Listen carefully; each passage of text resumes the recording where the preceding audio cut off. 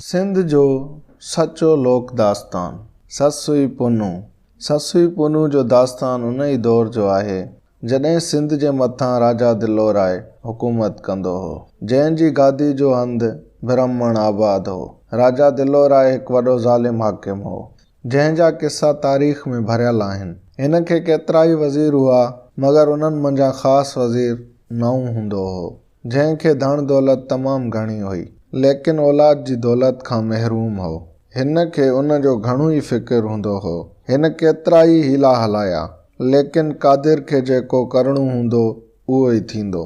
ॻाल्हि था कनि त हिन खे हिकु नजूमी अकद थी करे ॿुधायो त तोखे न्याणी जी औलाद थींदी, लेकिन उन जी शादी हिकु मुसलमान सां थींदी। जीअं त हीउ हिकु ब्राह्मण हो, तंहिं करे हीउ मुसलमान खे त छा, हिंदुनि खे बि पाण जहिड़ो न पियो सम्झे। ख़ुदा जी कुदरत जो नजूमी जे चवण मुताबिक़ अटकल 2 सालनि खां पोइ नऊं खे हिकु छोकिरी ॼाई, जेका तमामु सुहिणी ऐं हसीन हुई। जंहिं बि खेसि ॾिठो सो संदसि ख़ूबसूरती ऐं हुस्न खां हैरान थी वियो। ॿिए ॾींहुं नऊं पंहिंजे हिकु दोस्त खे घुरायो ऐं उन खे चयईं त तोखे ख़बर आहे त मूंखे घणे वक़्त खां पोइ न्याणी ॼाई आहे, जेका एतिरे क़दुरु ख़ूबसूरत आहे जो अक़ल हैरान आहे, पर आऊं ॾिॼां थो त इहा 13 साल में इश्क कंदी ऐं नजूमियुनि जे चवण मुताबिक़ हूअ हिकु मुसलमान सां शादी कंदी। पोइ वरी थोरो सोचे चयईं, मूंखे नजूमियुनि चयो हो त इन ई नहुसत खां बचण जो हिकु ई तरीक़ो आहे त हिन खे हिकदमि घोटो ॾेई मारे छॾिजे। इहो चई नऊं वज़ीर कुझु देरि मां माठि रहियो ऐं वरी चयईं त हिकदमि जलाद खे सॾायो ऐं इन खे चओ त हू ससुईअ खे क़तल करे छॾे, छाकाणि त आऊं दुनिया में पंहिंजी बदनामी ॾिसी नथो सघां। संदसि दोस्त खेसि झलियो, लेकिन हीउ न मुड़ियो। जॾहिं हिन जी ज़ाल इहो ॿुधो त संदसि मुड़ुसु पंहिंजी न्याणी खे नजूमियुनि जे चवण ते क़तल कराइण जो इरादो रखे थो, त खेसि ॾाढो ॾुख थियो ऐं दिलि झले हिन खे अर्ज़ु कयईं, हज़ूर, कंहिं बेगुनाह खे क़तल करणु तमामु वॾो गुनाह आहे, जंहिं लाइ का बि बख़्शिश नथी थी सघे। इहा ॻाल्हि ख़ुदा जी नाराज़गी जो सबबु थींदी ऐं ख़ुदा खे नाराज़ करणु माना पंहिंजो पाण खे तबाही में विझणु। वरी चयईं, हज़ूर, अव्हीं जेकी चाहियो सो करे सघो था, पर आऊं अव्हां खे हिकु सलाह थी ॾियां ऐं उन ते सोच वीचार करियो। जेकॾहिं उहा ॻाल्हि अमल करण जे लाइक़ु हुजे त उन ते ज़रूरु अमल करणु घुरिजे। मुंहिंजी सलाह इहा आहे त हिकु वाढे खे सॾाए उन खां हिकु अहिड़ी संदूक ठाराइजे जंहिं में 7 खाना हुजनि। उन्हनि मां 6 खाननि में हीरा ऐं जवाहर रखिया वञनि ऐं 7 खाने में ससुईअ खे सुम्हारियो वञे ऐं उन ई संदूक में पंहिंजो पतो लिखी उन खे बि लिकाए छॾिजे। पोइ उन खे तालो हणी बंदि कजे ऐं उन खां पोइ इहा दरिया में लोड़े छॾिजे। नऊं वज़ीर पंहिंजी ज़ाल जी ॻाल्हि ॿुधी चयो त तुंहिंजी इहा ॻाल्हि मूंखे दिलि सां लॻी। इन करे हुकुम ॾिनई त हिकदमि वाढे खे घुरायो वञे ऐं उन खां अहिड़ी संदूक तयारु कराई वञे। तंहिं खां पोइ हिकु वॾी संदूक ठाही वई ऐं उन में 7 खाना ठाहिया विया। हिन संदूक मिलंदे ई उन जे 6 खाननि में दौलत विधी ऐं 7 खाने में छोकिरीअ खे सुम्हारियो ऐं हिकु कागज़ ते पंहिंजो पतो लिखी उन खे तावीज़ ठाहे उन जी ॻिचीअ में विझी छॾियो ऐं उन खां पोइ उन ई संदूक खे बंदि करे उन खे तालो हणी मासूम न्याणी जे साह खणण लाइ पेटीअ जे मथे पासे सोराख़ कढिया विया हुआ। उन खां पोइ हिन पंहिंजे नौकरनि खां संदूक खणाए ऐं उहा खणी दरिया ॾांहुं हलियो ऐं थोरी देरि खां पोइ अची दरिया जे किनारे ते पहुतो ऐं पंहिंजे हथनि सां उहा पेटी दरिया में लोड़े छॾियईं। जंहिं वक़्तु नऊं वज़ीर इहा संदूक दरिया में लोड़ी, उन वक़्तु संदसि अखियुनि मां लुढ़क वही रहिया हुआ, छो त हू हिकु पीउ हो, पर मजबूर हो, छो त नजूमियुनि खेसि जेका ॻाल्हि ॿुधाई हुई तंहिंखे हिकु वज़ीर ऐं ब्राह्मण जी हैसियत में हू कंहिं बि हालत में बर्दाश्त करे नथो सघे। इहा संदूक पाणीअ में तरंदी तरंदी अची हिकु अहिड़ी जाइ ते निकिती जिते मोहम्मद नाले हिकु खटरी दरिया जे किनारे ते कपिड़ा धोई रहियो हो। खेसि का बि औलाद कान हुई, इन करे ॾुखोयल हो। ओचितो संदसि नज़र वञी संदूक ते पई। हिन दिलि में सोचियो त ज़रूरु इन्हीअ में का दौलत हूंदी। इन करे हिन हिकदमि दरिया में टप ॾिनो ऐं तरंदे वञी संदूक खे जलियाईं ऐं उनखे गीले दरिया मां ॿाहिरि कढी आयो। इहो वक़्तु ॿिहपहरी जो हो ऐं घणी गर्मी हुई। इन करे दरिया जे किनारे ते हिन खां सवाइ ॿियो को बि न हो। हिन दिलि में सोचियो त संदूक खे घर वञी खोलियां त जीअं कंहिंखे इन ई राज़ जी ख़बर न पवे। इहो सोचे हिन संदूक खे मथे ते रखी ऐं तकिड़ो तकिड़ो अची घर पहुतो। जॾहिं संदूक खे खणी घर पहुतो त हिन पंहिंजी ज़ाल खे चयो त ख़ुदा असांजी हालत ते रहम कयो आहे ऐं मूंखे दरिया मां ही संदूक हथ आई आहे। ज़ाल अॻिते अची संदसि मथे तां संदूक लाथी ऐं पोइ ॿिन्ही गॾिजी संदूक जो तालो भाॻो ऐं उनखे खोलियो त इहो ॾिसी हैरान थी विया त उन जे 6 खाननि में दौलत भरियल हुई ऐं 7 खाने में हिकु नंढड़ी नाज़ुक ऐं मासूम छोकिरी सुतल हुई जंहिं जे हुस्न खां चंड बि शर्माइजे। इहो ॾिसी ज़ाल चयो ख़ुदा जो शुक्र आहे जंहिं असांखे दौलत बि ॾिनी ऐं औलाद बि। मुड़ुसु चयो हाणे असीं पंहिंजी हयातीअ जा बाक़ी ॾींहं सुख ऐं आराम सां गुज़ारींदासीं।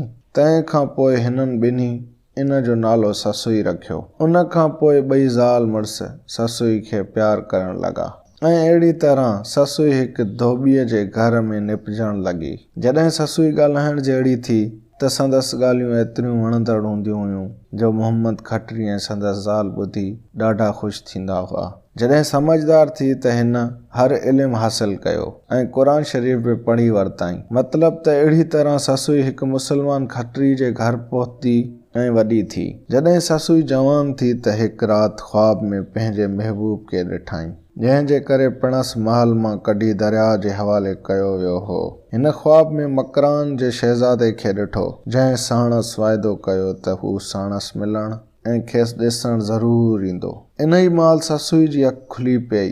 खेसि पंहिंजो इहो हसीन ख़्वाब चङी तरह यादि हो ऐं संदसि दिलि मां इश्क जो तीर आर पार थी चुको हो। हिन जॾहिं खां ख़्वाब ऐं पुनूअ खे ॾिठो ॾींहुं थियण खां पोइ हिन पाण जे ॾियुनि सर्तियुनि खे ॿुधायो। राति मूं हिकु ख़्वाब ॾिठो आहे जंहिं में मूं पंहिंजे महबूब खे ॾिठो आहे ऐं मूं साणसि वाइदो कयो त आउं सॼी हयाती संदसि थी रहंदसि। वरी चयाईं हीउ जिस्म फ़क़ति हाणे मिटी आहे, बाक़ी मुंहिंजो रूह पुनू पाण सां खणी वियो आहे। वरी सहेलियुनि खे ॿुधाइण लॻी त मुंहिंजो महबूब चंड खां बि वधीक हसीन आहे ऐं हू मूंसां मिलण लाइ हिकु भेरो हिते ज़रूरु ईंदो ऐं मूंखे ॾिसंदो त हैरान थी वेंदो। जॾहिं सहेलियुनि ससुनि जे वातां इहे ॻाल्हियूं ॿुधियूं त हुननि चयो ससुई ख़्वाब वहम हूंदा आहिनि ऐं उन्हनि ते यकीन करणु बेकार आहे। इन ते ससुई पंहिंजी सहेलियुनि खे जवाबु ॾिनो भेनरूं हीउ ख़्वाब नाहे, इहो कूड़ नाहे पर हक़ीक़त आहे। मूं पंहिंजे पुनूअ खे ॾिठो आहे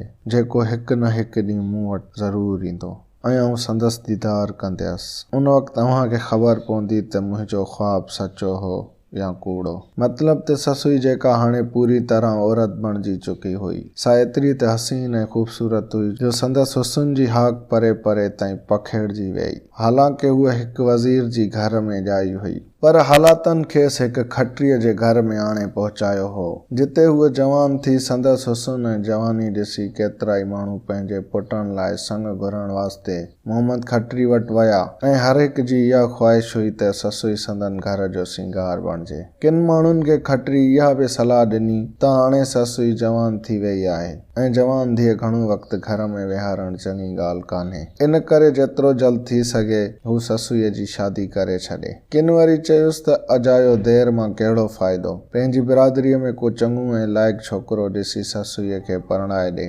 जॾहिं मोहम्मद खत्री केतिरा भेरा माण्हुनि जूं इहे ॻाल्हियूं ॿुधियूं त हिकु ॾींहुं हिन ससुईअ खे प्यार मां पाण वटि सॾियो ऐं संदसि मथे ते हथु फेरींदे खेसि दुआऊं ॾियणु लॻो ऐं ॻाल्हियुनि ई ॻाल्हियुनि में खेसि सम्झाइणु लॻो त धीअ हिन जहान में जेको बि आयो आहे उनखे हिकु न हिकु ॾींहुं ही जहान छॾिणो आहे। हिन जहान में का बि शइ अहिड़ी नाहे जेका बाक़ी रहे। धीअ तोखे ख़बर आहे त हाणे आउं पोड़ो थी चुको आहियां ऐं ख़बर नाहे त केतिरा ॾींहं जीअरो हुजां। ख़्यालु अथमि त पंहिंजी हयातीअ में ई तुंहिंजो ॿारु लाहियां। पंहिंजी बिरादरी में केतिरा ई छोकिरा लाइक़ आहिनि जिन लाइ तुंहिंजो संग घुरियो पियो वियो।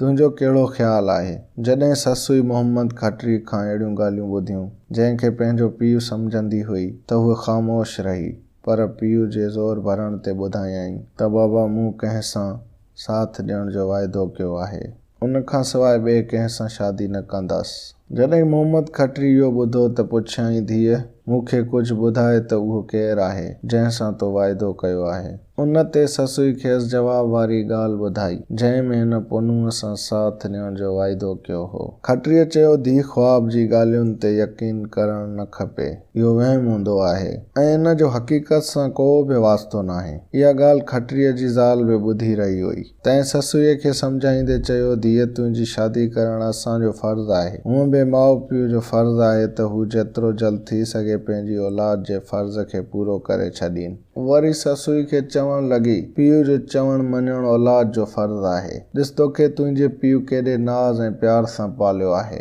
इन करे तोखे संदसि ॻाल्हि टारणु न घुरिजे ऐं न ई पीउ जे साम्हूं अहिड़ियूं ॻाल्हियूं करणु घुरिजनि। उन ते ससुई चयो अमां आऊं शादी कान कंदसि, मूं कंहिं सां सॼी हयाती साथ ॾियण जो वाइदो कयो आहे। जॾहिं माउ इहो ॿुधो त हिन ससुई खे सम्झाईंदे चयो ससुई तूं इश्क जूं ॻाल्हियूं छॾे ॾे, ख़बर नाहे त इन जो अंजाम कहिड़ो थिए। जॾहिं ससुई इहो ॿुधो त माउ खे चयाईं अमां मूंखे छो थी टिॼारी, तोखे ख़बर आहे त जेके इश्क कंदा आहिनि से अंजाम खां कान टिॼंदा आहिनि। जॾहिं ससुई कंहिं बि हालत में राज़ी न थी त माणस संदसि सभिनी सहेलियुनि खे सॾायो ऐं खेनि चयाईं अव्हीं ससुई खे सम्झायो त उहे इश्क खां बाज़ अचे ऐं उते शादी करे जिते संदसि पीउ राज़ी आहे। ससुई जी सहेलियुनि साणसि वाइदो कयो त उहे ससुईअ खे सम्झाइण जी पूरी कोशिशि कंदियूं। हिकु ॾींहुं ससुई जूं सहेलियूं खेसि हिकु हंधि वठी हलियूं ऐं खेसि सम्झाइण लॻियूं त ससुई इश्क खां परे रह, छो त तुंहिंजो हीउ हुस्न आरज़ी आहे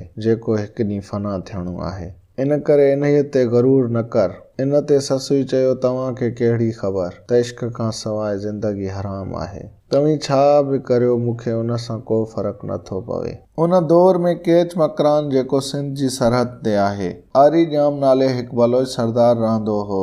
आरी ॼाम खे कुझु मुर्खनि ॼामोट बि शुमार कयो आहे, जंहिंजो नालो परे परे ताईं पखेड़ियल हो।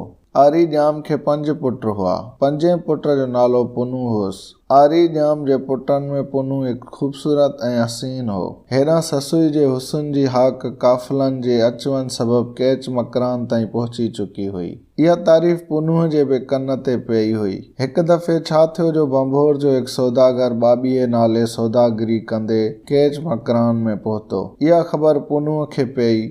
उन ई सौदागर खे चयो त ए सौदागर तूं बंभोर ते ज़रूरु अची वञी। जॾहिं बंभोर वञे त हिकु कमु ज़रूरु कजांइ ऐं मूंखे पैगाम वसीले ज़रूरु ॿुधाइजांइ त वाक़ई ससुई एॾी ख़ूबसूरत आहे जंहिं जे हुस्न जी हाक मुल्का मुल्क मशहूरु थी वई आहे। बाबीअ साणसि वाइदो कयो ऐं जॾहिं बंभोर में पहुतो त हिन ससुईअ सां मुलाक़ात कई ऐं पुनूअ जे हुस्न जी ख़ूबसूरती जी वाखाण कई। तंहिंखां पोइ ससुईअ जी दिलि में पुनूअ लाइ मोहबत ऐं उकीर अञा वधी वई ऐं हीअ उथंदे वेहंदे सुम्हंदे ऐं घुमंदे पुनूअ खे पए सारींदी हुई। आयल वयल काफ़िलनि खां पुछा गाछा कंदी हुई त मुंहिंजे पुनूअ जो तव्हांखे पतो त न आहे। हेॾां बाबीअ सौदागर पंहिंजो हिकु ॿियो कासिद पुनूअ ॾांहुं मोकिलियो जंहिं पुनूअ खे ससुई जी ख़ूबसूरती ऐं हुस्न जी समूरी हक़ीक़त ॿुधाई। होॾां हिकु ॾींहुं हिकु काफ़िलो केच मकरान खां बंभोर में आयो। उन ई काफ़िले में केतिरा ई माण्हू शामिल हुआ। हू जॾहिं बंभोर में पहुता त बंभोर जे बाग़ में थक भञण जे ख़्याल खां तरसिया। जॾहिं ससुई ॿुधो त मकरान मां हिकु काफ़िलो आयल आहे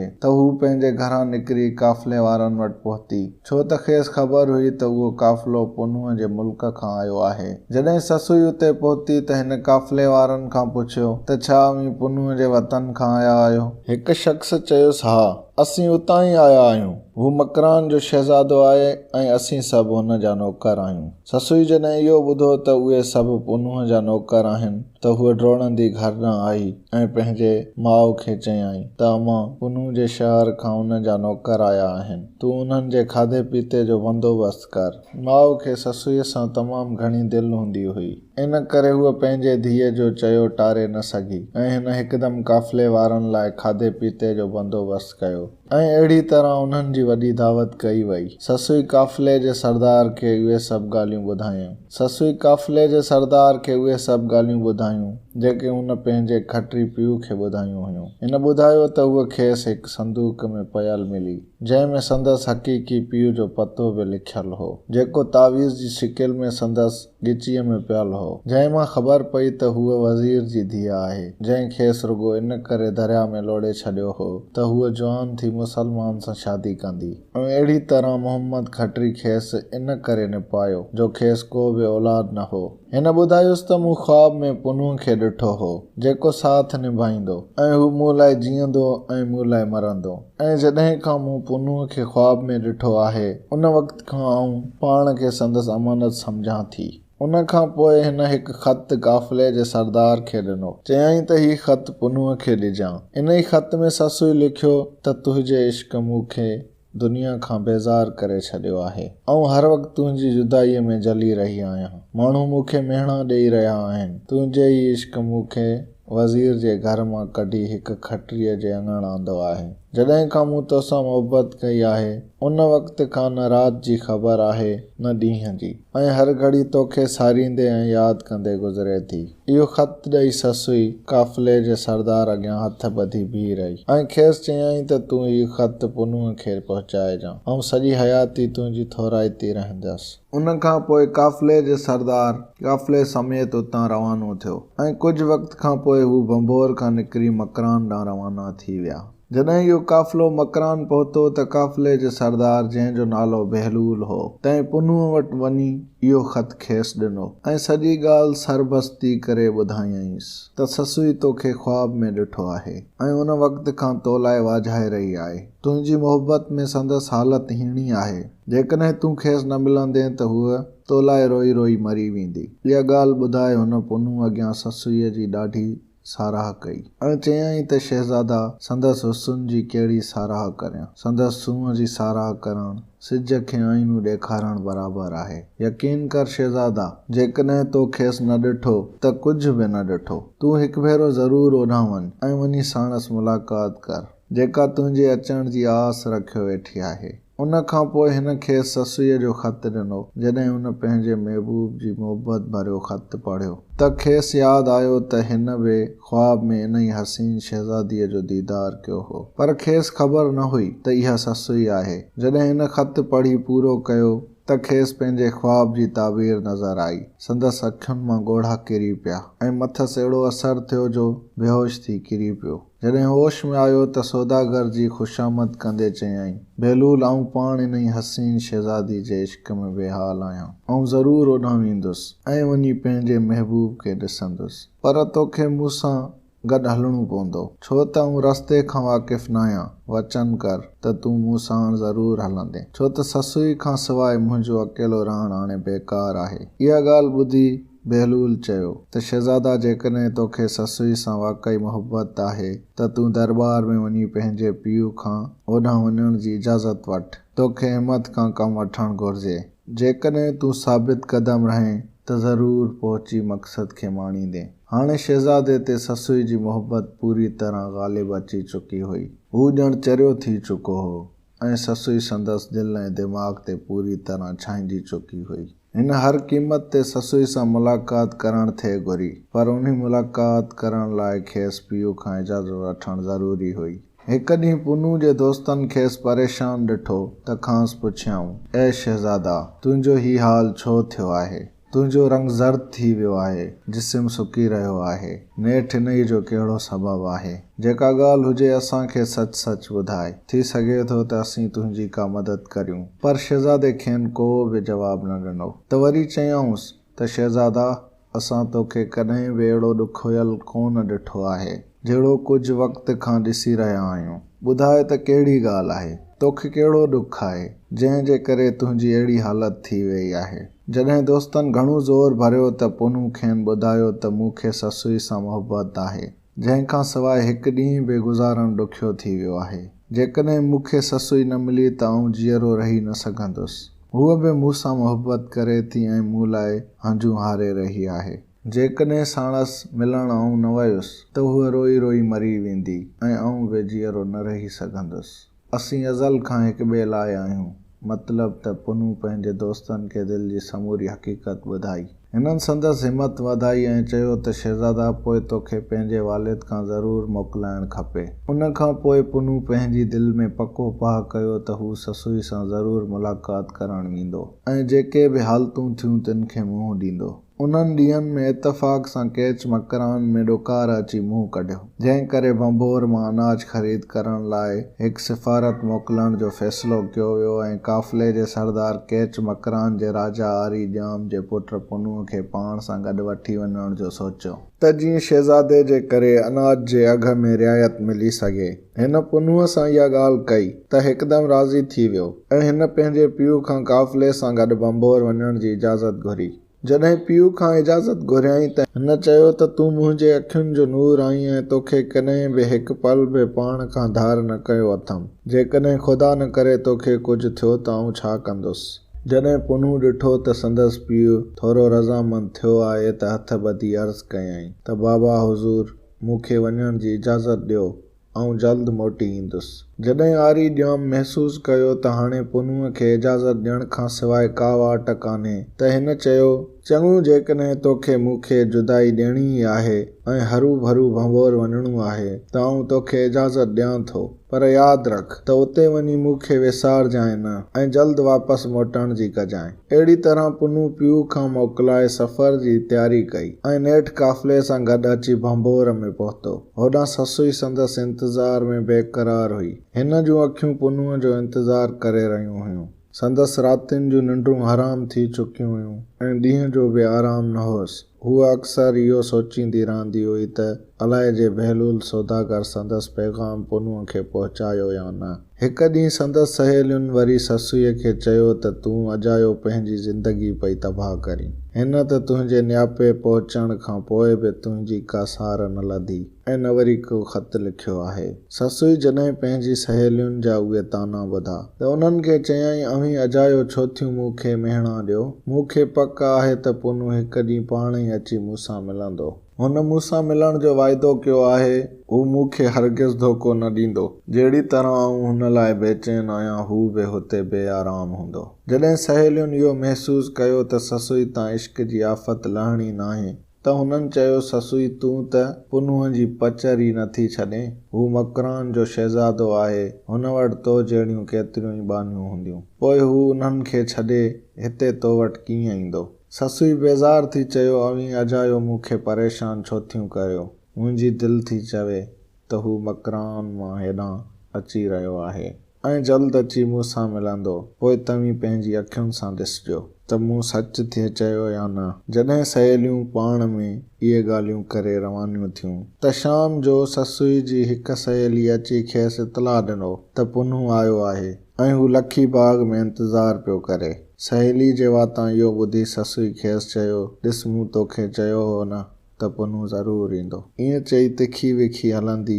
अची लखी बाग़ में पहुती, जिते पुनू संदसि अचण जो इंतज़ारु करे रहियो हो। जॾहिं हिन पुनूअ खे ॾिठो त हैरत मां खेसि ॾिसंदी ई रही ऐं संदसि ख्वाबनि जो शहज़ादो हक़ीक़त बणिजी वियो। संदसि साम्हूं अची बीठो हो। होॾां वरी पुनू जॾहिं ससुईअ खे ॾिठो त हैरत मां ॼण बुत बणिजी वियो। कुझु देरि ताईं ॿई अहिड़ी तरह हिक ॿिए खे ॾिसंदा रहिया। जॾहिं होश संभालियऊं त हिक ॿिए खे सलाम कयऊं ऐं पोइ हिक ॿिए सां भलीकार कयऊं। हिन खां अॻु में ससुई जे दिलि में पुनूअ जी जेका बाहि दुखी हुई, उन संदसि वेहण वेह करे छॾियो हो। साॻी हालत पुनूअ जी बि हुई। ससुई पंहिंजे अंदर जा अहवाल साकीअ सां ओरण लॻी। संदसि अंग अंग में पुनूअ जी बिरह जी बाहि लॻी चुकी हुई। साकीअ ससुई जी इहा हालत ॾिठी त उहा खेसि दम दिलासा ॾियण लॻो ऐं खेसि आसन उमीदनि ते जीआरण लॻो। आख़िर इहो ई तइ थियो त ससुई पुनू सवाइ जीअरी न रही सघंदी। आख़िर इहो तइ थियो त बाबियो सौदागर ससुई जे पीउ माउ सां इहा ॻाल्हि करे त पुनू ऐं ससुई जी पाण में शादी कराई वञे। थियो बि ईअं। हिकु ॾींहुं बाबीअ मौक़ियो वठी ससुई जे माउ सां ॻाल्हि कई। कैच मकरान जो ख़ूबसूरत सौदागर बंबोर में पहुतल आहे। ससुई सां संदसि शादी कराई वञे त ॾाढी सुखी ज़िंदगी गुज़ारींदी। ससुई जे पीउ पुनूअ जी ज़ात बाबति पुछो त सौदागर जी ज़ात कहिड़ी आहे। ससुई जे पीउ खे ॿुधायो त सौदागर धोबी जी औलाद ऐं धोबी आहे। ससुई जो पीउ ईअं करण लाइ राज़ी थी वियो। हिन पुनूअ खे पंहिंजी जाइ ते घुरायो ऐं पंहिंजी रज़ामंदीअ खां आगाही ॾिनी। खेसि चयाईं त कुझु ॾींहं मूंसां धोबी घाट ते कमु कर। मोहम्मद खत्री खेसि कपिड़ा, साबुण ऐं धोइण जो ॿियो सामान ॾिनो। पुनू दरिया जी कप ॾांहुं रवानो थियो ऐं अची कपिड़नि खे वरिताईं। सभिनी कपिड़नि खे फाड़े ॻारे विधाईं। ज़ाहिर आहे केच मकरान जो शहज़ादो हो, सो धोबी त कोन हो। फाटल कपिड़ा ॾिसी परेशान थी वियो। एतिरे में ससुई वटसि आई ऐं खेसि दिलिजाए ॾिनई। तदबीर पे ॿुधायईंसि त हर हिकु जोड़े जे खीसे में हिकु हिकु सोनी मोहर विझी छॾ त मालिक शिकायत कोन कंदा। हिन ईअं ई कयो। मोहम्मद खत्री वटि का शिकायत कोन आई। वेतर संदसि ग्राहकी वधी वई। हू ससुई ऐं पुनूअ जी शादीअ लाइ रज़ामंद थी वियो। वॾी धाम धूम सां संदसि शादी थी। पुनूअ जो भाउ चुनू उन शादी मां राज़ी न हो ऐं न शरीक थियो त केच मकरान जो शहज़ादो हिकु धोबी जी धीअ सां शादी थो करे। गुस्से में पंहिंजा माण्हू वठी वञी केच मकरान पहुतो। जॾहिं आरी ॼाम इहा ॻाल्हि ॿुधी त तपी बाहि थी वियो। मकरान में 3 ॾींहं सोग मल्हायो वियो।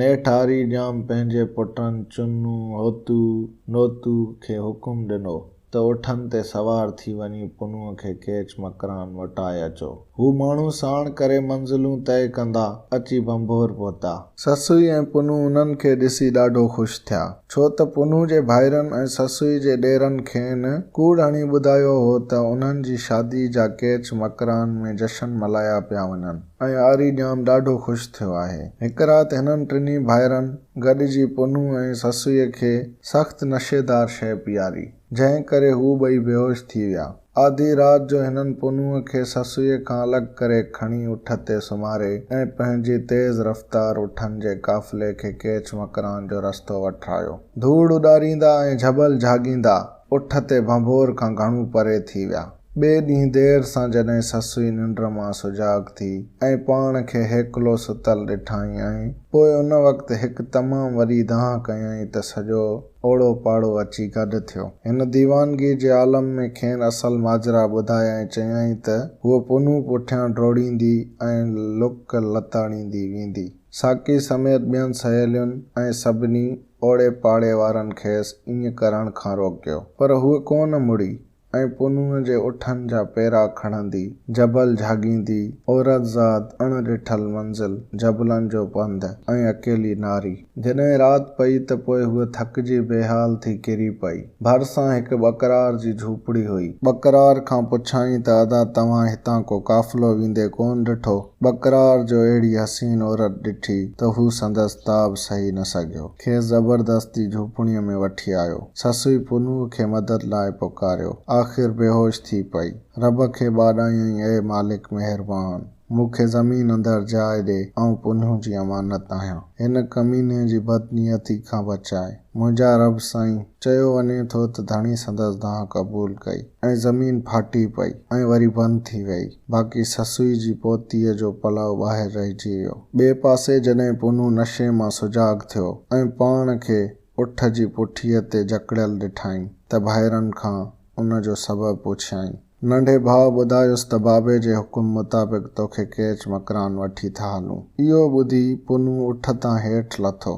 भाइरनि खेसि पकड़ण जी कोशिश कई, पर हिन म्याण मां पंहिंजी तलवार कढी भाइरनि खे धमकायो। हू हटी विया।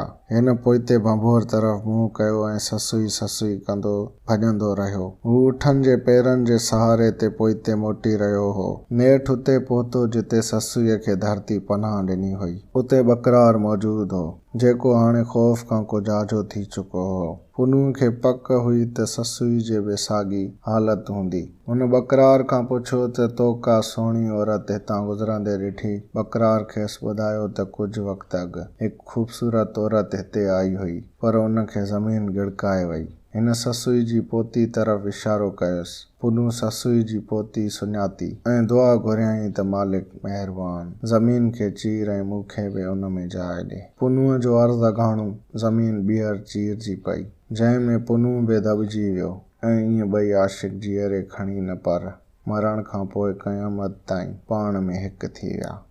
दोस्तो, सिंधी खोजी खे सब्सक्राइब करण न विसारींदा। वीडियो खे लाइक कयो, शेयर कयो ऐं कमेंट सेक्शन में पंहिंजी राय जो ज़रूरु इज़हार कयो।